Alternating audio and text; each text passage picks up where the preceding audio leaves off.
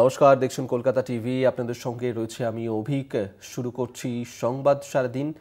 এই মুহূর্তে যে খবরের দিকে নজর রাখবো, দুর্গাপুরে ডাক্তারি পড়ুয়াকে ধর্ষণের অভিযোগ। দুর্গাপুরে ডাক্তারি পড়ুয়াকে ধর্ষণের ঘটনা ঘটেছিল। দ্বিতীয় বর্ষের এক ডাক্তারি ছাত্রীকে গণধর্ষণ করার অভিযোগ আর ছাত্রীকে জোর করে তুলে নিয়ে গিয়ে পাশের জঙ্গলে ধর্ষণের অভিযোগ। দুর্গাপুর হাসপাতালে বিক্ষোভ বামেদের, সেই ছবি এই মুহূর্তে দেখাচ্ছে আপনাদেরকে। এই ঘটনাতেই বিক্ষোভ দেখাচ্ছে বামেরা দুর্গাপুর হাসপাতালে। সেখানে এই বিক্ষোভের ছবি দেখাচ্ছে আপনাদেরকে। ইতিমধ্যেই ওই ওড়িশার বাসিন্দা ওই ছাত্রী, সে চিকিৎসাধীন মেডিকেল কলেজ হাসপাতালে। দুর্গাপুরে শুক্রবার রাতের বেলায় এই ঘটনা ঘটেছে, যেখানে ডাক্তারি ছাত্রীকে গণধর্ষণ করার অভিযোগ উঠেছে। আর সেই ঘটনার পর দুর্গাপুর হাসপাতালে বিক্ষোভ বামেদের, সেই ছবি এই মুহূর্তে দেখাচ্ছে আপনাদেরকে। বাম নেতৃত্ব তারা বিক্ষোভ দেখাচ্ছে এই ঘটনাতে, যেভাবে ধর্ষণের ঘটনা সেখানে ঘটেছে এবং অভিযুক্তদের উপযুক্ত শাস্তির দাবি তারা জানাচ্ছে। এবং এই যে ঘটনা, সেই ঘটনাতে ধর্ষণের অভিযোগ মেডিকেল কলেজ হাসপাতালেই চিকিৎসাধীন ওড়িশার বাসিন্দা ওই ছাত্রী।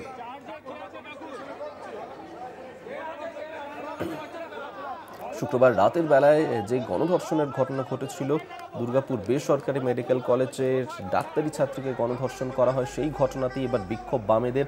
আমরা এই নিয়েই বিস্তারিত জানবো। সঞ্জীব সুই আমাদের সঙ্গে টেলিফোনে রয়েছেন প্রতিনিধি। সঞ্জীব, দুর্গাপুরে যেভাবে ডাক্তারি পড়ুয়াকে গণধর্ষণের ঘটনা ঘটেছে, সেই ঘটনায় এবার বিক্ষোভ দেখাচ্ছে বামেরা। কি দাবি তুলছে বামেরা, কি আপডেট পাচ্ছ এই মুহূর্তে? দেখো অভিক, মূলত বামেরা সকাল থেকেই এখানে হাসপাতাল কর্তৃপক্ষের সঙ্গে দেখা করতে চাইছে। তারা যেটা বলছেন যে আমরা হাসপাতাল কর্তৃপক্ষের সঙ্গে কথা বলে নিরাপত্তার বিষয় কেন নজর দেওয়া হয়নি এবং কি ঘটনা, পুরো বিষয়টা নিয়ে আমরা আলোচনা করব, কিন্তু তাদেরকে কোনোভাবেই হাসপাতালের ভিতরে ঢুকতে দেওয়া হচ্ছিল না। সেই নিয়ে একটা ধস্তাধস্তি হয় হাসপাতাল কর্তৃপক্ষের সঙ্গে বামেদের, ধস্তাধস্তি হয়। এই মুহূর্তে এসএফআই এবং ডিএফআই এর সমস্ত যুব এবং ছাত্ররা তারা দরজা তারা বন্ধ করে দিয়েছিল, কিন্তু এসএফআই এবং ডিএফআই সেই দরজা খুলিয়ে সমস্ত এসএফআই এবং ডিওয়াইএফআই এর ছাত্রছাত্রীরা তারা হাসপাতালের ভিতরে ঢুকেছে এবং এই নিয়ে উত্তেজনা শুরু হয়েছে। অন্যদিকে আবার কংগ্রেসের মহিলা নেতৃত্বের তরফ থেকেও এখানে বিক্ষোভ দেখানো হচ্ছে। তারা এসে পৌঁছে, সমস্ত দলের লোকের এখানে এসে পৌঁছে, কংগ্রেসের তরফ থেকেও বিক্ষোভ দেখানো হয়েছে।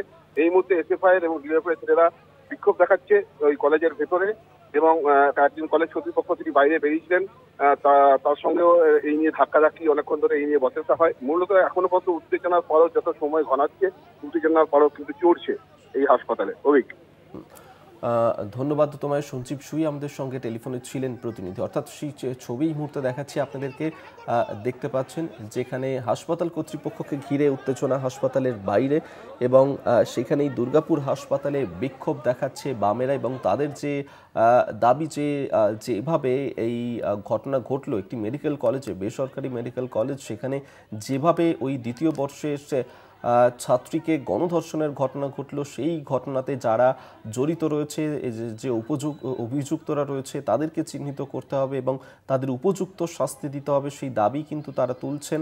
এবং দুর্গাপুরে এই মুহূর্তে বামেরা তারা বিক্ষোভ দেখাচ্ছে, সেই ছবি দেখাচ্ছি। হাসপাতাল কর্তৃপক্ষকে ঘিরে বিক্ষোভ দেখাচ্ছে বাম নেতৃত্ব, সেই ছবি এই মুহূর্তে দেখাচ্ছে আপনাদের।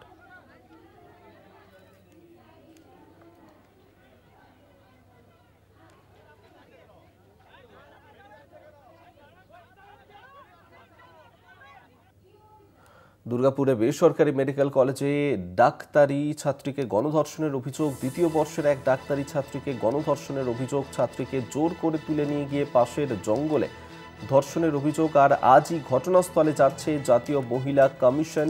জাতীয় মহিলা কমিশন তারা নির্যাতিতার সঙ্গে কথা বলবেন এবং যে ঘটনা দুর্গাপুরে ঘটেছে, হাসপাতাল কর্তৃপক্ষ এবং পরিবারের সঙ্গেও কথা বলবেন, যার কারণে জাতীয় মহিলা কমিশন আজই তারা দুর্গাপুরে যাচ্ছেন। দুর্গাপুরের এই বেসরকারি মেডিকেল কলেজের ঘটনাতেই তৎপর জাতীয় মহিলা কমিশন। ওই নির্যাতিতা ছাত্রী, তার সঙ্গেও কথা বলবেন জাতীয় মহিলা কমিশনের সদস্যরা।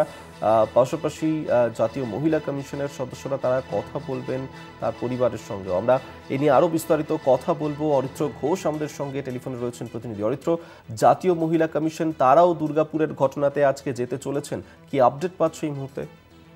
দেখো, সব থেকে গুরুত্বপূর্ণ যেটা ডেভেলপমেন্ট, জাতীয় মহিলা কমিশন অর্থাৎ এনসিডব্লিউ এই ঘটনায় তৎপর। ইতিমধ্যে যেটা এনসিডব্লিউ তরফে খবর পাওয়া যাচ্ছে, আর কিছু সময়ের মধ্যেই আজই দুর্গাপুরের ঘটনাস্থলে পৌঁছাবেন তারা এবং পারিপার্শ্বিক পুরো ঘটনাস্থল খতিয়ে দেখবেন। একই সাথে নির্যাতিতা ওই মেডিকেল পড়ুয়া ছাত্রী, তার সাথেও কথা বলবেন তারা। একই সাথে পারিপার্শ্বিকভাবে হাসপাতাল কর্তৃপক্ষ এবং তার পরিবারের যারা রয়েছেন তাদের সাথে কথা বলবেন।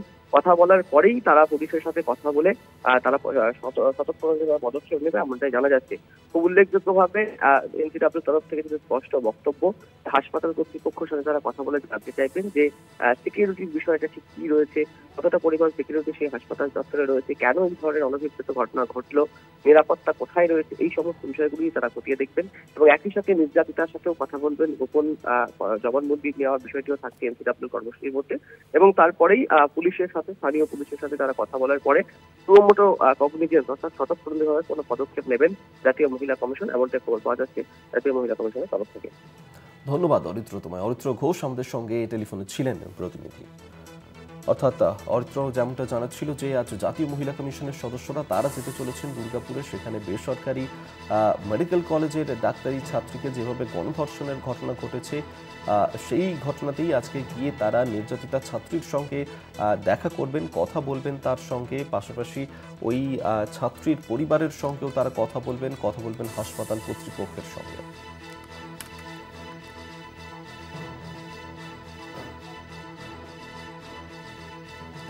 আপনাদেরকে শোনাবো যে এই যে ঘটনা দুর্গাপুরে যেভাবে এই ছাত্রীকে গণধর্ষণ করা হয়েছে, সেই ঘটনাতে তার পরিবারের তরফ থেকে কি বলা হচ্ছে শুনবো। वो लड़का बोला कि, तो उसका दोस्त बोला कि वो खाने के लिए चलो बाहर जाएंगे। तो वो लड़की आए थे खाने के लिए, तो वो लड़का बोला कि चलो थोड़ा गेट के बाहर घूमने चलेंगे। मेरा लड़की बोला कि नहीं नहीं, घूमने नहीं चलेंगे, खाना खा के चले जाएंगे। वो लड़का बोला कि थोड़ा घूमने चलेंगे। तो घूमने गए थे बाहर, गेट के बाहर। वो लड़का 3 लोग आके पीछा किया, तो वो लड़का जो साथ ले गया था वो जंगल की तरफ भागा। तो मेरा लड़की भी इसके पीछे भागा। वो लड़का गायब हो गया, कहाँ छुप गया। मेरा लड़की को वो अकेला देख के वो 3 लोग ले गए और 2 लोग आ गए। वो एक लोग उसके साथ गंदा काम किया और उसका मोबाइल छीन गया। बोला कि सुबह 3000 रुपया देगा तो मोबाइल दूंगा, नहीं तो नहीं दूंगा, और चिल्लाएंगे तो मार दूंगा जान से। और 5 लोग थे। অভয়ার বিচার তা তো নেই। আমি যখন আসি কিছু সাপোর্ট আমাকে নেই, যাও ভগবান কৃপায় ওই বন্ধুগুলো আছে আমাকে বিশাল সাপোর্ট করেছে। কিছু রেসপন্স যে এখানে একটা ঘটনা ঘটেছে কিছু নেই, কিছু গুরুত্ব নেই। আমি যদি যেতেও ছাড়ছে না, সব দিকে পুরো বন্ধ। চাপা তো চেষ্টাই করছে ওরা। বন্ধুগুলো যদি না থাকতো আমাকে তো মেরে দিত। আমারও জীবন প্রতি সিকিউরিটি নেই, যা দেখলাম এখানে সিস্টেম কিছু নেই, নো রেসপন্স। একটা গার্ডিয়ান আসছে, অত বড় করে সংবেদনশীল ঘটনা ঘটেছে, একটু রেসপন্স থাকতো, কিছু না ভাই। যাও আমার ভাইগুলো এসে একটু হেল্প করেছে।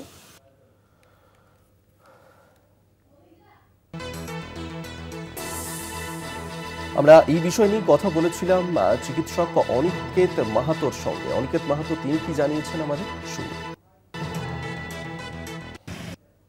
অভয়ার বিচারের দীর্ঘসূত্রিতা, বিচারের না পাওয়া, সেই জায়গা থেকে দুষ্কৃতীরা কোথাও না কোথাও একটা প্রশ্রয় পাচ্ছে বলে আমার মনে হয়। এই জায়গা থেকে বাংলা আজ মুক্তাঞ্চলে পরিণত হচ্ছে। প্রয়োজন কি? প্রয়োজন হচ্ছে আর্যগরের মতন গণ আন্দোলন, যে গণ আন্দোলনে সমগ্র চিত্রটাকে সবার সামনে তুলে ধরতে পেরেছিল। সরকারের ভূমিকা, সিবিআই এর ভূমিকা, মহামান্য সুপ্রিম কোর্টের ভূমিকা সবার সামনে তুলে ধরতে পেরেছিল।